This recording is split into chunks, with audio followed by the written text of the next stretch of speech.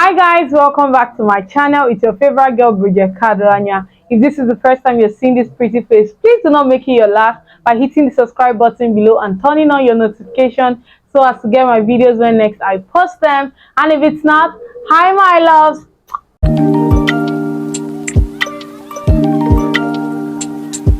So today guys, we're going to be talking about value, the importance of value and how to value yourself.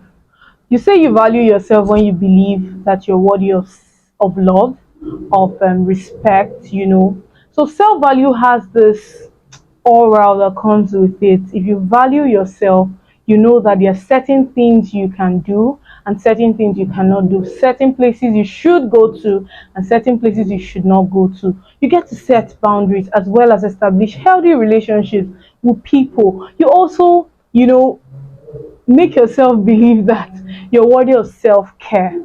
And self-care could be anything. Self-care could be taking care of yourself. It could be you protecting your mental health. It could be you avoiding, not making people talk to you some type of way. All of these things are what value does to you. It gives you this level of confidence that makes you approach people, of course, with respect as well. Because I mean, when you respect yourself, you have the ability to respect people, right? So that is what value does to you. You do not just tolerate everything that comes your way. You set healthy boundaries, you establish healthy relationships with people, which is like the bedrock, really, for valuing yourself. So, the first point I would like you to look into as per valuing yourself would be to avoid comparison. No doubt that there are healthy comparison, but I really do not like to come as comparing yourself really in the actual, the literal meaning. I just like you when you probably have maybe like a benchmark, somebody you look up to, somebody you probably admire, you want to be like. It is okay to have all of those people, but comparing some aspects of your life to other people's own would only bring about low self-esteem and low self-worth, which isn't healthy. You're beautiful in your own way. Accept it. Whatever life has thrown at you, I mean, from the very beginning, it is important that you accept it with good faith and then try to change situations that you are really not comfortable with, other than comparing yourself to people. It is not healthy. Most of the time, people go astray from comparing themselves because you do not know this other person's struggle, really, right? It is what people show us that we see. So, have mentors, have role models, have people you admire, compliment people when they are doing good, cheer people up, but do not try to compare any aspect of your life to any other person's, except that you are using them as a benchmark to your success, which isn't so bad. I mean, we all have people we look up to after all, but do not compare yourself. Another point I would like you to look into is creating healthy boundaries. There is nothing as good as setting your boundaries. Allow people talk, let them do their thing, but you said when you set your boundaries, you set your own rules, you set your own standards, it would be very difficult for people to. There is this thing they call see finish. See finish is the worst thing that can happen to anybody, and that is because you do not set your boundaries. That is because you are everly too available for people. That is because you do not know when and where to go to. That is because you don't know who to draw close and who not to draw close. It is very important that you create healthy relationships. If you have people who do not make you feel like yourself, people who maybe somebody you usually do not feel good around, somebody that is always very quick to make you feel some type of way, it is important that you create that boundary. You would be glad you did, really, because I mean, we all need people who cheer us up at every point in our lives. And now, I am not saying people who deceive us. No, I am saying that, when you're doing the right thing and you have somebody that genuinely tells you, this thing you have done is so beautiful.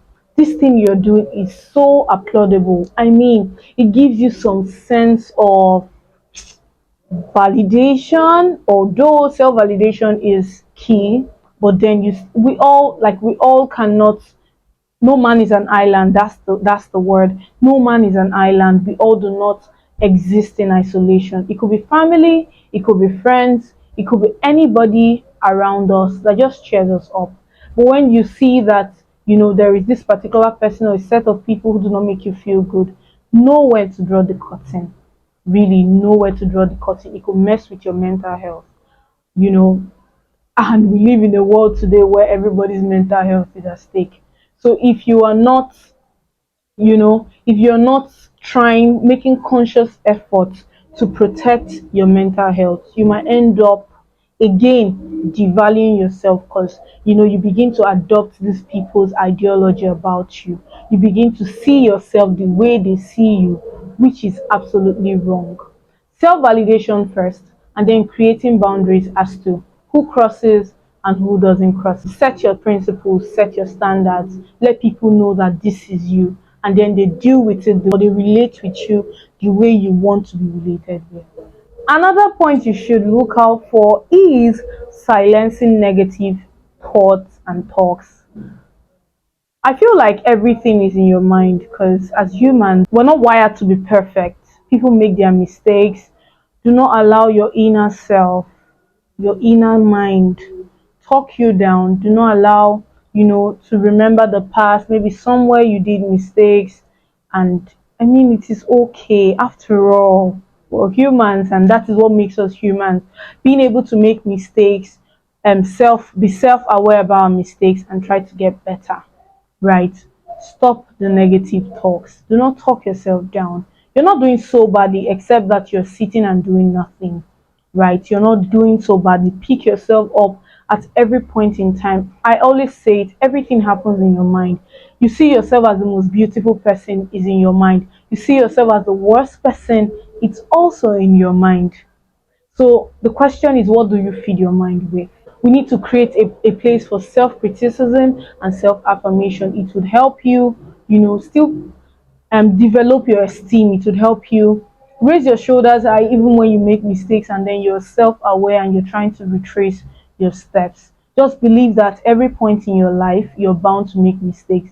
If you do not make mistakes, how would you learn, after all? Right? So it is okay. I feel like people, because of the things that happen in our society these days, people are always very quick to talk themselves down. People are always very quick to believe that they are not doing certain things. See, we're not created to be the same. Musicians are not created to be actors. That is why you see them, when some of them go into acting, they do not excel as much. Or when actors try to go into music, there is this, you would know that this person isn't made for this. So imagine you know your strength, even if you have not found your strength, but you're doing something. I mean, you would eventually feel good about yourself somehow, because you cannot be doing something and then it's not yielding fruit. It might not yield fruit as much as you want now, but eventually it would. So imagine you're comparing yourself to somebody who probably has discovered or had a couple of opportunities that they explored, and then you're beginning to compare yourself, looking down on yourself, killing your self-esteem. It will do you no good, because everything starts from you. It is what I tell myself. I believe even before someone else says it. Imagine you believe that you're beautiful. You know that you're beautiful. You have told yourself you are beautiful. And then you step out there and somebody says, "Oh, you're beautiful." And in your head, you might not say it. You might just say thank you. But in your head, you're like, "I know after all." That helps you. It boosts your confidence to a very large extent. So stop the negative thoughts. You're not doing so badly. Always say the right things to yourself. Feed your mind. If there are quotes, if you're a spiritual person, you like to do the Bible, you like to do the Quran, you have your gods you talk to. It is advisable that you feed yourself with all of those very soul lifting words from the scriptures that helps you believe that, you're up there. That would really help you. Another point to look out for, which would be my final point for today, is seeking guidance. I tell you honestly that even when the subject is your life, most of the time we don't have all the answers. Nobody expects you to have all the answers after all. Seek guidance from mentors, from family members, from friends who you think are more experienced in a particular field.